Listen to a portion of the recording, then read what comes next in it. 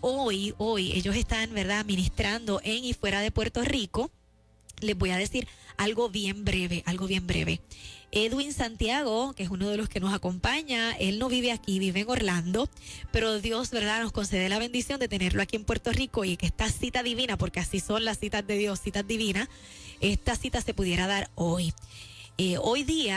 Hoy Edwin ha alcanzado a la juventud del estado de Filadelfia, de Orlando y de muchas áreas, ¿verdad?, en los Estados Unidos y en otras partes donde el Señor, ¿verdad?, lo está enviando.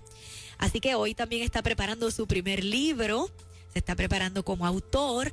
Próximamente tendremos noticias sobre eso. Y preside junto a su esposa el ministerio Generation of Power, con la visión, ¿verdad?, de establecer el diseño de Jesús y provocar que esta generación pues manifieste el cielo en la tierra, ¿verdad?, a través de su adoración y de lo que Dios hace aquí en la tierra con nuestras generaciones. Ese es Edwin Santiago, pero son dos. Hoy no hay una historia, sino que tenemos dos historias que se unen y usted va a saber por qué. También tengo aquí en los estudios de Nueva Vida a Alex Lanause. Alex Lanause es el fundador del ministerio New Prophetic Generation y Alex Lanause, ¿verdad?, Dios le ha permitido que llegará a Puerto Rico, está establecido hoy día en Puerto Rico para colaborar con diferentes ministerios y pastores y establecer algo bien importante, que es un tiempo de unidad que provoque un avivamiento para la historia de nuestro país. Ha realizado congresos masivos y al día de hoy ha continuado tocando puerta por puerta los residenciales, las urbanizaciones y las iglesias, experimentando un tiempo de milagros, salvación y sanidades. Ambos están en ese propósito. Así que bienvenidos sean ambos. Muchas bendiciones, chicos. Muchas bendiciones, pastora. Es un privilegio para nosotros estar aquí y compartir un poquito de lo que Dios ha hecho. Definitivamente que hemos visto la mano de Dios extraordinariamente y queremos hoy hablar un poquito de lo que vivimos, que lo que para nosotros fue un dolor en un momento, para otros se convierte en medicina. Así es. Alex, te voy a pedir que te subas un poquito el micrófono. Sí. Ahí está. Y ahí entonces podemos disfrutar de sus historias. Bienvenido, usted es pastor, ¿verdad? No, actualmente estamos en el ministerio profético. Ministerio evangelístico, profético. Evangelístico, ok, predicador. Bueno, quién sabe, dijo usted es pastor. Bueno, no sé. No sé. Eso es lo próximo. Yo siempre, como soy pastora, siempre estoy enviando a todo el mundo el pastorado. No. Es broma. Pero sí, ciertamente, ¿verdad? Ejercemos una misión que Dios nos encomendó, una asignación de Dios aquí en la tierra. Cuéntame, Edwin. Buenos días, es un placer estar acá con ustedes y saludamos a cada uno de los que nos están viendo a través de diferentes plataformas. Y sí, estamos en esta mañana, queremos hablar acerca de nuestros testimonios, pero sobre todas las cosas enfocarnos en una palabra clave y es el perdón. Reconocemos que el perdón libera y queremos hablar de eso, queremos hablar del poder del perdón, cómo el perdón puede transformar una vida y cambiar una historia. El poder del perdón es el énfasis, ¿verdad?, de sus historias en esta hermosa mañana.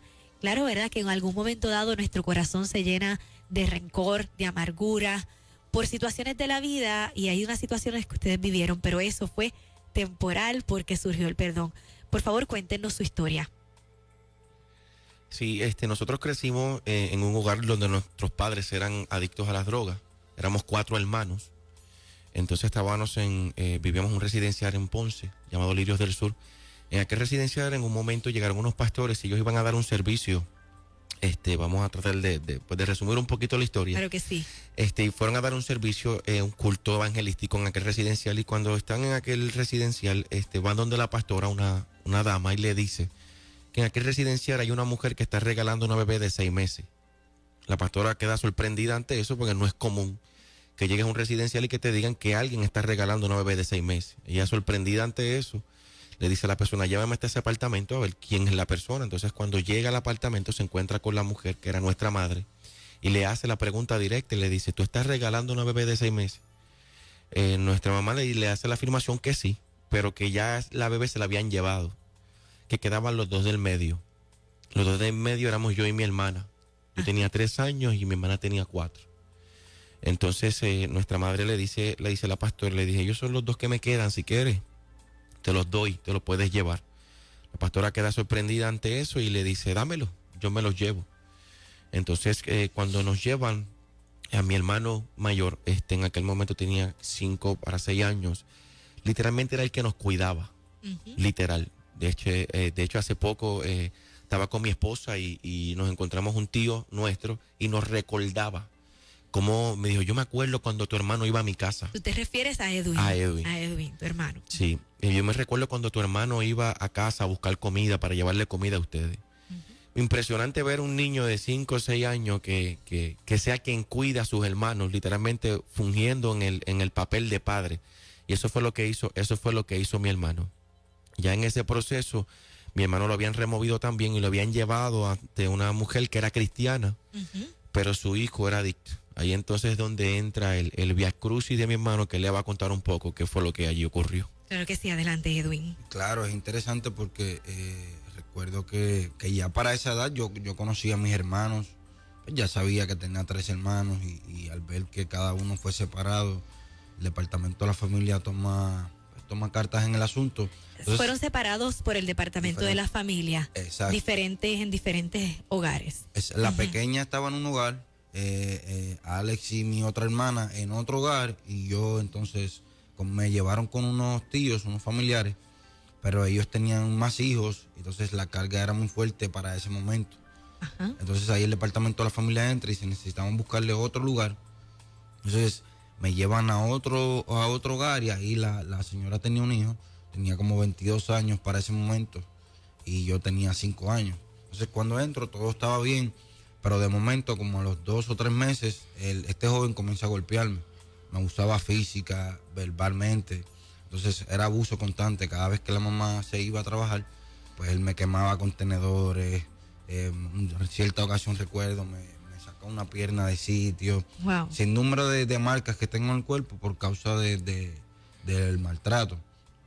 Entonces recuerdo en una ocasión que la mamá se fue a trabajar, la casa era de 2 pisos, estaba en el primer piso y había una piscina. Estoy jugando en la piscina cuando miro, él viene bajando la escalera.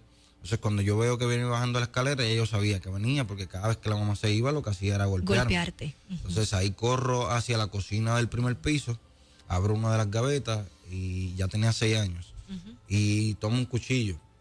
Entonces cuando él viene caminando, le digo, si te acercas un poco más, me voy a quitar la vida. ¿Qué edad tenías? 6 años. 6 añitos. Y exacto, siempre me ha impresionado el saber cómo es posible que un niño de 6 años tenga la mentalidad de pensar que quitarse la vida es una solución.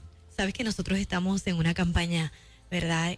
Pro vida, y precisamente han estado saliendo unas cápsulas que se titulan Viviré, pues promoviendo precisamente la vida y hemos estado, ¿verdad?, con recursos y todo exhortando acerca de eso. Así que me gustaría, ¿verdad?, que abunde sobre esos 6 añitos siendo sumamente maltratado, y ese maltrato llegó a tanto que tú llegaste a tomar un cuchillo y a decirle a la persona, si te me acercas me quito la vida. Exacto, pues yo dije, si la única solución para detener el infierno que estoy viviendo es quitarme la vida, porque para ese entonces, ¿qué voy a pensar yo? Que si me quito la vida, que si me voy al infierno, nada de eso no pasaba por mi mente. Eras un niño, eso no estaba en tu mente. Exacto, lo único que había en mi mente era la mentalidad de pensar cómo puedo escapar del infierno, del abuso que estaba viviendo. Wow. Porque era algo constante. O sea, cada vez que su mamá se iba, era maltratos, golpes, abuso. Entonces recuerdo que en cierta ocasión me amarra con el cable de un abanico y luego de que ya me había roto las costillas a golpe, se me para encima del cuello. Yo estaba acostado en el suelo y él se me para encima del cuello. En ese instante ese fue el momento donde empezó el momento más difícil de mi vida. O sea, después que tú te enfrentas, porque lograste enfrentar al maltratante, cuando le dices, si tú te me acercas, yo me quito la vida, ¿cuál fue su reacción en ese momento a tus 6 años? En ese momento lo que hizo fue que se quedó como frisado, como que aún para él fue una sorpresa. No procedió. Como no procedió, se paró, me miró como que, ¿en serio tú estás pensando que te vas a quitar la vida? Wow. Porque sabe que aún para él era una sorpresa. Exacto. Pero en el momento ya luego, obvio, era mucho más fuerte que yo. Se lo olvidó y volvió a ese patrón. Exacto, cuando ve que ya yo suelto, pues por causa de la manipulación, no, yo no te voy a hacer nada, suelto el cuchillo, entonces pues ya luego de eso pues empezaron los golpes. En otras palabras, como que, ok, por causa de lo que hiciste, pues ahora va a más ser fuerte. más fuerte todavía. Y entonces estabas contando que con un abanico, todo lo que hizo, lo de las costillas, ¿cómo fue esa parte? Exacto, porque como constantemente me golpeaba, pues ese día los golpes fueron tan fuertes que ya yo me estaba sintiendo mal, porque sí ya me había roto las costillas, pero en el momento yo no sé qué está pasando, yo sí sé que me sentía mal. Entonces me amarra con el cable de un abanico y yo quedo literalmente con las manos hacia abajo. Entonces cuando se me para encima del cuello, ahí yo quedo inconsciente. No tuvo otra opción que llamar a la ambulancia porque no reaccionaba. Entonces ahí comenzó el proceso. Él dijo que yo me había envenenado con una comida, pero cuando llegó al hospital, el médico dice que este niño está completamente destruido por dentro. ¿Había pasado un tiempo todavía tenías? ¿Qué edad tenías? Tenía 6 años. Ahí todavía tenía 6 años cuando él te atacó de esa forma. Que llegó una ambulancia y te tuvieron que llevar de emergencia. Él se inventó la historia de que te habías envenenado con una comida porque tú quedaste inconsciente. Exacto. Wow. Entonces los médicos saben que no fue así, pero él no habla y yo estoy inconsciente. Entonces ellos dicen, está pasando algo, pero no sabemos qué está pasando. Entonces ahí comenzó todo. Me llevan al hospital y tuvieron que operarme de emergencia porque estaba completamente destruido por dentro. Ahora el médico llama a la familia y le dice, bueno, el niño, la operación es muy grande para la edad que tiene, por consecuencia de eso puede ser que no se logre. Wow. Entonces ahí comenzó el proceso. Los papás que lo estaban criando a él eran unos pastores, comenzaron a orar, la iglesia se unió en oración. Mientras el médico decía se muere, había una iglesia que decía vive. Entonces recuerdo que me dicen, pasó un mes, no despertaba, pasaron 2 meses, no despertaba, 3 meses tampoco, pero algo sucedió al 4.º mes. Wow. Y era que aunque las tinieblas habían dicho Edwin Santiago se muere, el cielo había dicho Edwin Santiago vive. Pues lo que parecía ser su final solamente se iba a convertir en su mejor comienzo. Para sorpresa de los médicos, a los 4 meses, despierto, y cuando despierto comienza un proceso porque el muchacho que me había golpeado tenía acceso al hospital. Entonces recuerdo un día que él entra al hospital y yo lo veo. Entonces cuando lo veo, algo pasa, las máquinas comenzaron a sonar. Entonces los médicos vienen y ahí comenzaron a sospechar que algo estaba pasando, porque había entrado personas anterior y él estaba tranquilo. Y cuando entra el muchacho, algo pasó que me alteraba, porque al verlo pensaba que porque me había amenazado de muerte muchas veces. Claro. Entonces, luego de un proceso, el médico dijo, aún así, despertó, pero no creo que duremos más de 1 año porque la operación era demasiado grande para la edad que tenía. Wow. Y ahí me bajan de intensivo a sala de recuperación. ¿Qué sucede? Como nuestros padres eran adictos a las drogas, sucedió que en cierto momento llegaron y nunca me dieron de alta. Mis padres entraron, me llevaron del hospital, me paraban en una luz, en uno de los semáforos, a levantarme la camisa como tengo la operación, para que las personas vieran la operación y le pudieran dar dinero para... O sea, tus padres biológicos llegan al hospital, ¿y cómo te vas con ellos? ¿Habían otras personas que te estaban criándote? Era porque en el momento quien me estaba criando era la mamá del que me golpeó. Entonces, como yo desperté, yo hablé de lo que había pasado, pues automáticamente yo quedo removido de ese hogar hasta nuevo aviso, porque hasta que no saliera no se me podía conseguir un hogar nuevo. Comprendo. Y vuelves nuevamente con tus padres biológicos. Entonces mi madre vuelve al hospital porque yo me pasaba preguntando por ella. Okay. ¿Sabes? Porque es como yo escribí una de las partes que tengo en el libro, y es que en mi mentalidad no estaba el daño que ella me estaba haciendo, porque al ser niño siempre la vi como una héroe y no sabía que la que yo veía como una héroe fue en ese momento la causante de lo que yo estaba viviendo. Tu mamá. Mi mamá. Tu mamá, la mamá de Alex. La mamá de nosotros. Entonces, me llama también la atención de que mientras tú estabas en un hogar donde te estaba aconteciendo eso, Alex estaba en otro hogar con unos pastores. Unos pastores. ¿Cómo estos pastores que estaban criando a Alex tenían una relación que se enteran de tu situación? Porque era en el mismo área, era en el área de Ponce. Okay. Entonces, pues siempre, inclusive los papás de los pastores que que cuidaron a Alex. Ellos querían llevarme, pero era demasiado la responsabilidad de tres. Exacto. O sea, por el hecho de decir, wow, separarle a los hermanos, pero se les hizo imposible, pero sí estuvieron en el proceso. Wow. Y estuvieron orando por ti, o sea, fue. Todo momento. Y aún en el hospital, aún en la corte, cuando vino el proceso legal, porque si luego el muchacho, pues fuimos a corte, quedó preso, a lo último se declaró culpable.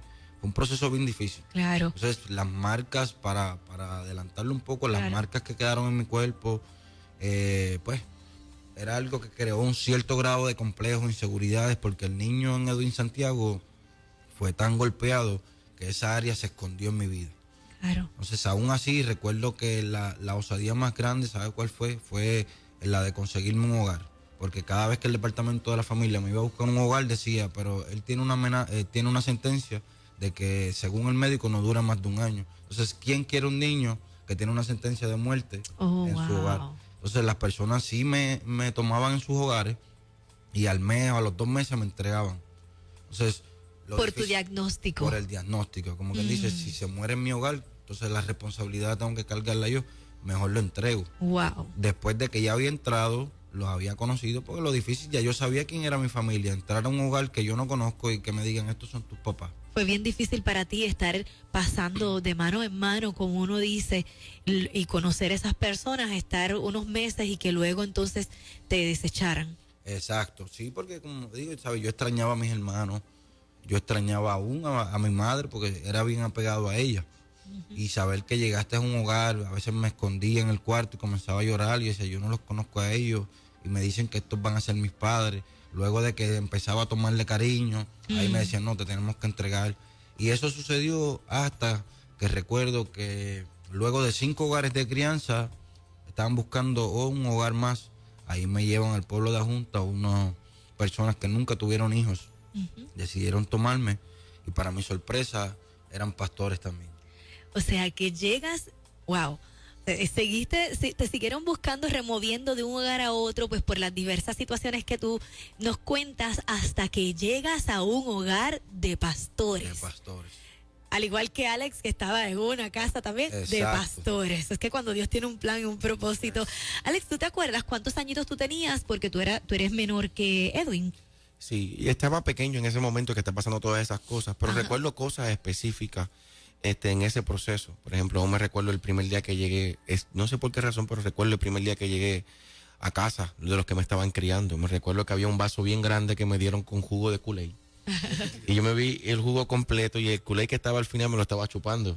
Yo no sé por qué, pero me recuerdo de eso. Ese recuerdo lo tienes. Lo tengo, sí. Entonces fue bien, ya que yo sé que el tiempo está corriendo y hay una parte bien importante que quisiéramos tocar del testimonio, que sabemos que la gente que nos está viendo le va a bendecir. Cuando yo llego donde ellos, fue un proceso bien difícil, porque ellos tienen 3 hijos.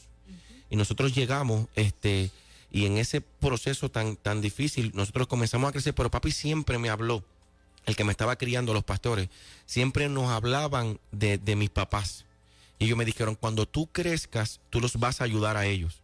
Ellos nunca me escondieron que ellos me estaban criando, nunca me escondieron que yo tenía padres, y siempre me dicen, el día que crezcas, tú los vas a ayudar a ellos. Ocurre algo en nosotros, y es que a pesar de este proceso, a temprana edad comenzamos a predicar. ¿Qué edad tú tenías cuando empezaste a predicar? A los 8 años. Él comenzó a los 8. A los 8 comenzaste a predicar, Edwin. ¿Y tú? Yo tenía como alrededor de ¿qué edad? Yo empecé después de ti.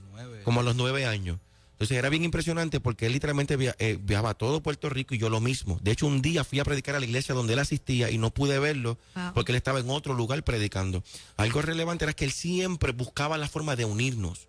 A pesar de que estábamos en pueblos diferentes, él le decía al social, ¿dónde están mis hermanos? Yo quiero verlo. Porque él sentía responsabilidad sobre ustedes porque es el hermano mayor que al principio, ¿verdad? Se hacía cargo de ustedes aún tan niñito, porque estamos hablando de una edad muy corta, y sentían la responsabilidad de que se unieran. Era como si había un padre escondido en mí. Ajá. Era como si había un adulto escondido en un cuerpo de 5 años. Wow. Entonces, ¿qué ocurrió? Cuéntame, siempre, y él siempre buscó la manera de vernos, de buscarnos. Siempre cuando hablábamos, que tenía la oportunidad de unirnos, él siempre nos decía, algún momento vamos a estar unidos, vamos a estar cerca. Cuando yo tengo la edad de 13 años, recibo la noticia de que mi padre biológico había muerto de una sobredosis de droga. Realmente a mí no me dolió, porque no lo conocí. Pero hubieron muchas interrogantes que nunca tuvieron respuesta. ¿Y por qué me abandonó? ¿Por qué me dejó? ¿Qué yo hice? ¿Hice algo mal? Recuerdo que mi hermana sufrió mucho, lloró muchos días. La recuerdo todas las noches llorando, porque él había ido, yo solamente lo vi una vez en mi vida. Y ese día que lo vimos, él tomó el número de teléfono y llamaba a la casa, pero yo realmente no quería hablar con él, pero mi hermana hablaba con él. Y ella como literalmente hubo una ilusión en ella de que papi está hablando conmigo, hasta que pasó bien poco tiempo después que él muere de una sobredosis de droga. Impresionantemente que nosotros lo vimos vivo y el único que lo vio muerto fue él, porque él viajó a verlo. Él no lo había visto después de todo ese proceso, no tuvo la oportunidad de verlo ni de compartir con él, y él fue al funeral. Entonces fueron muchas preguntas, muchas interrogantes. ¿Por qué papi no estuvo? ¿Qué hicimos? ¿Qué pasó? ¿Por qué amó más la droga que a nosotros? Eso repercutió de que cuando llegamos a la etapa juvenil, tanto él como yo nos apartamos de Dios.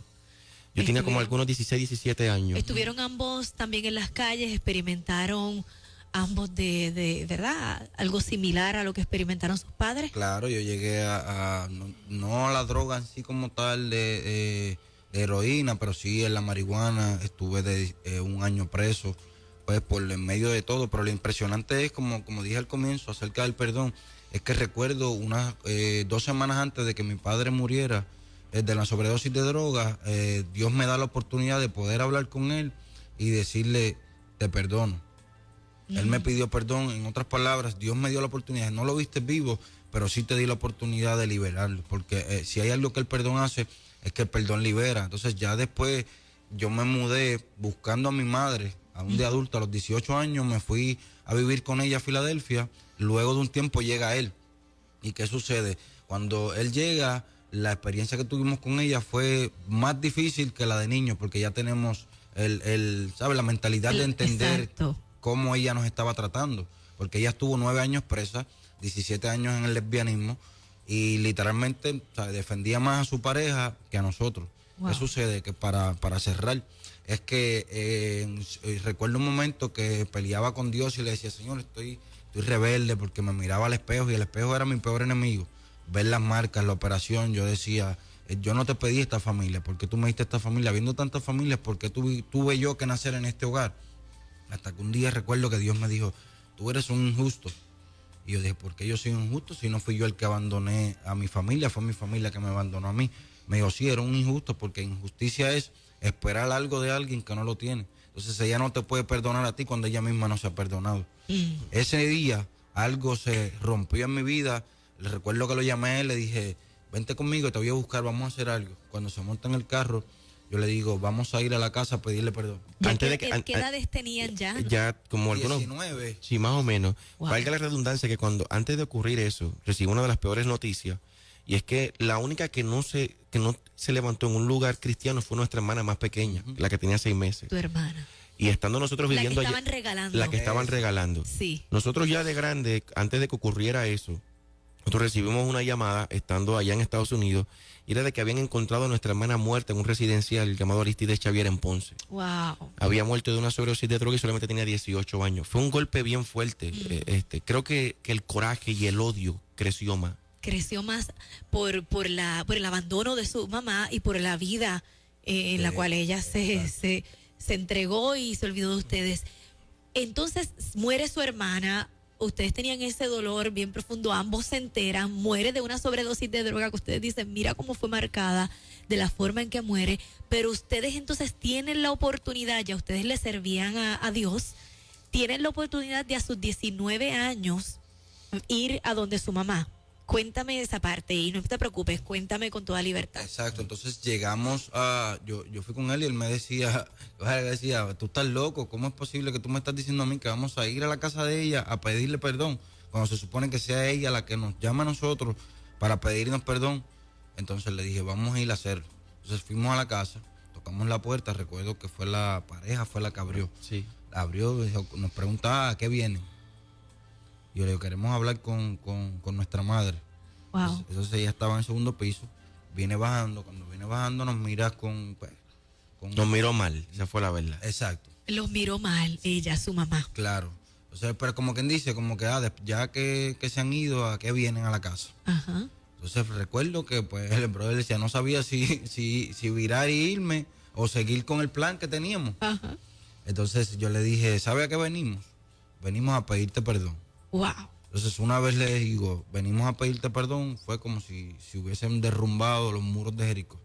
Se desploma y algo se rompe.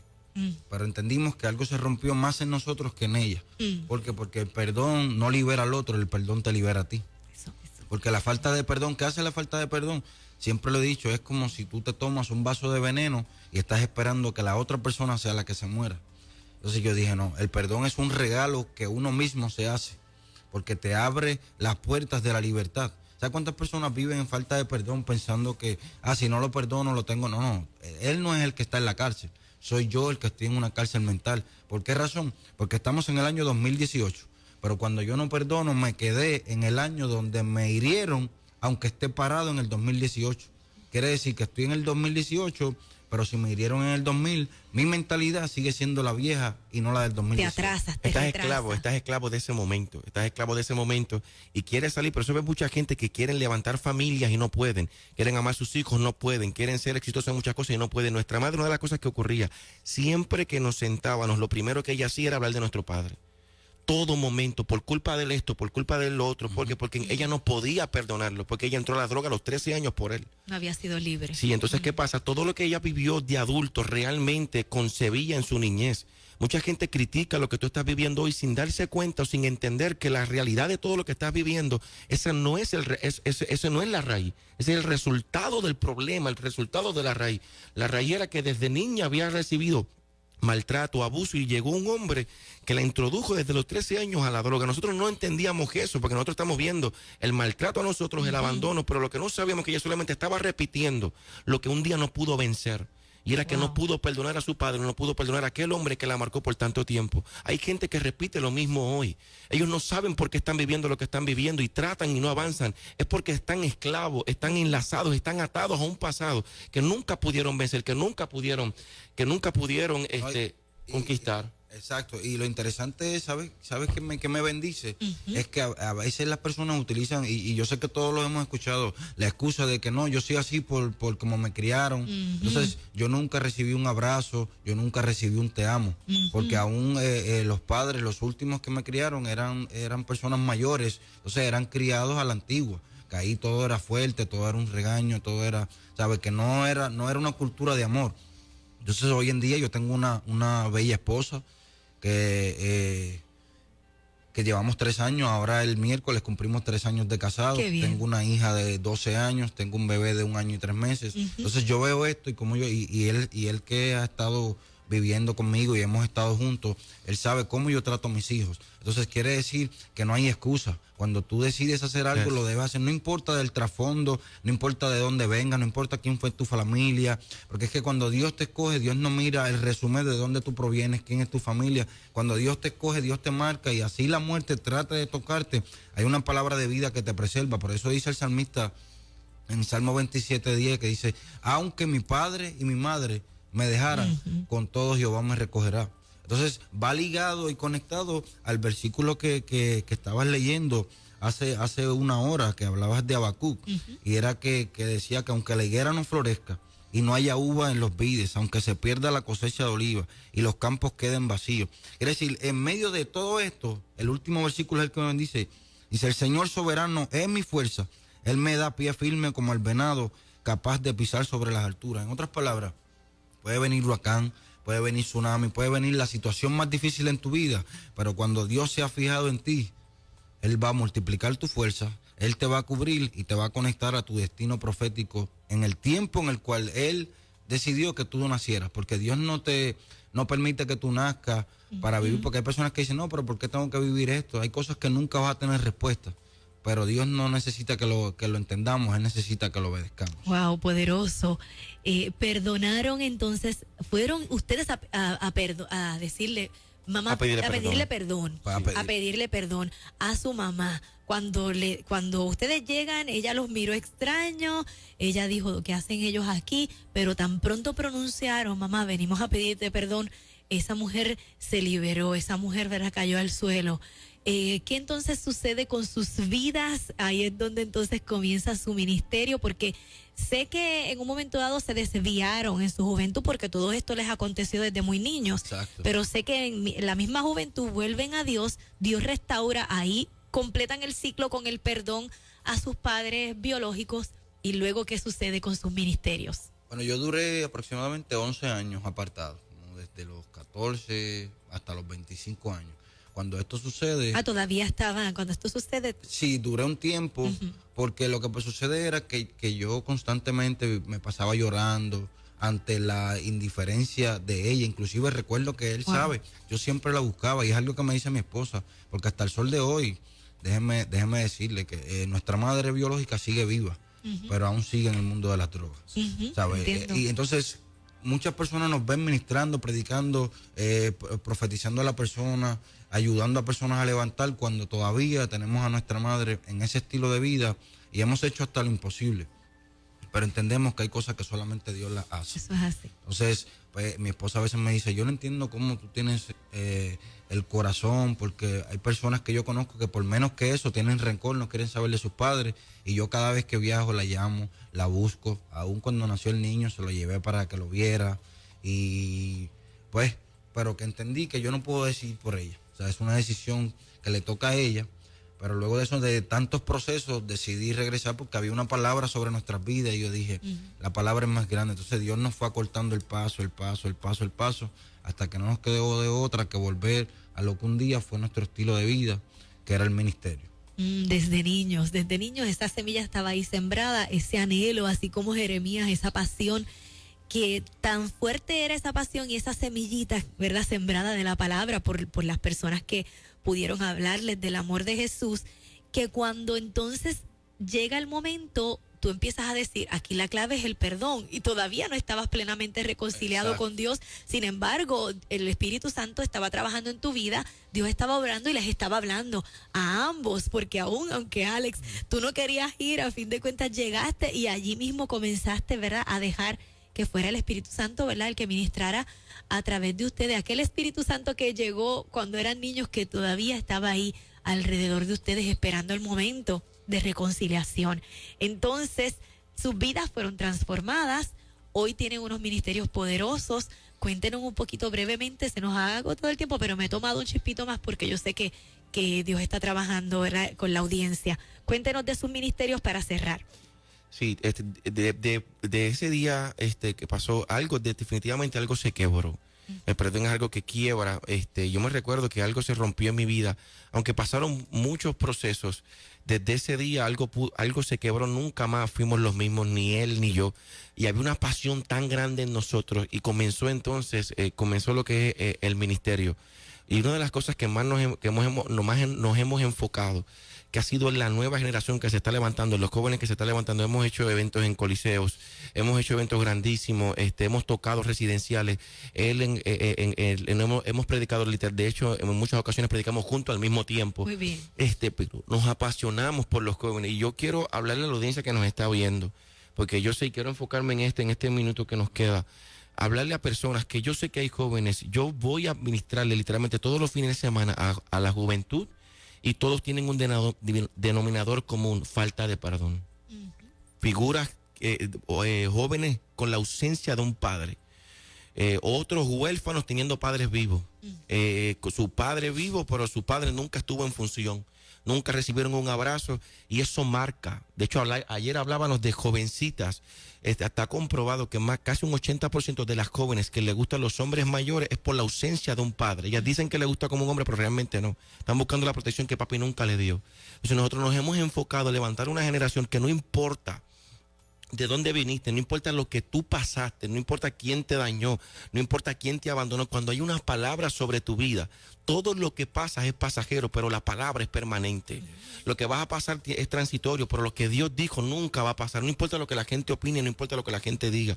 Y una de las cosas que la gente siempre me dice, que me he encontrado tantos jóvenes y aún adultos, ¿cómo doy lo que nunca recibí? ¿Cómo amo cuando nunca me amaron? ¿Cómo abrazo cuando nunca me abrazaron? Y aprendí que la palabra es muy clara cuando dice en 2 Corintios 5:17 que el que está en Cristo, nueva criatura es. Las cosas viejas pasaron, he aquí todas. No dice algunas, dice todas Yes. son hechas nuevas. Cuando no podía amar, ahora sí puedo amar. Cuando no podía abrazar, ahora sí puedo abrazar. Hoy vemos un ministerio de muchas cosas que nos hablaron y hoy vemos el cumplimiento de eso. Viajamos el mundo, ministramos en diferentes lugares, pero sobre todas las cosas no buscamos que la gente nos conozca, buscamos que la gente entienda que lo que nosotros vivimos fue dolor en un momento, por eso se convierte en la llave para que otros puedan ser libres. Excelente, excelente. Estás en Puerto Rico, ¿verdad? Pero resides en Orlando. En Orlando, sí. Cuéntanos qué te trae por acá, que tuvimos la bendición de poder tenerte en nuestro programa, pero estás de pasadita, como decimos. ¿Qué están haciendo? ¿Qué eventos tienen? ¿Dónde van a estar ministrando para que la audiencia sepa? Sí, venimos con nuestro apóstol, que tenía un evento en la iglesia La Senda con el apóstol Wanda Rolón el día de ayer. Uh-huh. Entonces, pues el viernes estuvimos ministrando, porque al final ministramos juntos en Juana Díaz, y pues ya hoy salimos de aquí a Yauco. Vamos a estar en la iglesia bautista de Yauco, y a las 3 de la tarde estamos en Abapater, en Arecibo, la iglesia del pastor Montijo. Entonces, pues venimos, constantemente estamos acá en Puerto Rico, casi mensual, tenemos varias actividades, varios eventos. Entonces lo que hacemos es que viajamos, pero sí estoy radicado en Orlando, Florida. Viene en octubre a un evento que vamos a tener, y el 10 de noviembre vamos a tener un evento bastante grande en el Centro de Bellas Artes de Caguas. Allí vamos a tener un evento llamado Rompiendo los Esquemas. Va a estar Ani Puello, Zuleika Barreiro, va a estar ministrando él, nuestro apóstol, mi persona. La gente puede conseguirlo a él a través de las redes sociales de Un Santiago, mi persona también, Alex Lanause. Allí va a haber información y siempre nos van a ver juntos, porque yo siempre que tengo un evento aquí en Puerto Rico lo traigo. Yo lo honro mucho, carga una sabiduría impresionante, ha sido un modelo para mí. Excelente, qué lindo verlos como hermanos en el ministerio. De verdad que qué bonito verlos. Son jóvenes, todavía son jóvenes, y verlos tan fortalecidos, verlos tan centrados y con una agenda en las manos de Dios. Eso es poderoso. Ver que hoy tienen sus respectivas esposas, que hoy han formado familia, y que hoy, ¿verdad? El proceso que vivieron también ha sido clave para que ustedes puedan ser las personas que son hoy, que mucha gente no entienden, que este proceso, que nunca debía haber vivido esto, pero Dios sabe, ¿verdad? Dios sabe lo que hace, y el plan de Dios es perfecto, y así es su voluntad. Así que números de teléfono, nuevamente las redes sociales para personas que los quieran contactar. Hay mucha gente que se ha conectado al Facebook Live, así que gente, pues ustedes búsquenlo, Alex Lanause. Alex Lanause, nos pueden también contactar al 787-435-0018, 787-435-0018, y Alex Lanause en las redes sociales. Alex Lanause, Edwin. Esto nos puede conseguir Edwin Santiago, número de teléfono es al 267-901-1087, 267-901-1087. Excelente, chicos, muchas bendiciones. Sé que ahora van a ministrar lejitos. Sí. Nosotros también vamos para nuestra iglesia, pero voy a hacer una pausa y regreso con la parte final de Cita Divina, invitando a todos a que compartan este video con otros. Yo sé que ustedes también lo van a estar compartiendo en sus redes para que tanta gente sea bendecida con este tema del poder del perdón. Porque esa situación que estás pasando ahora es temporal. Mira a Alex, mira a Edwin. Ahora están viviendo una nueva temporada, la mejor temporada de sus vidas, gracias al perdón. Bendiciones, regresamos en breve. Gracias, chicos.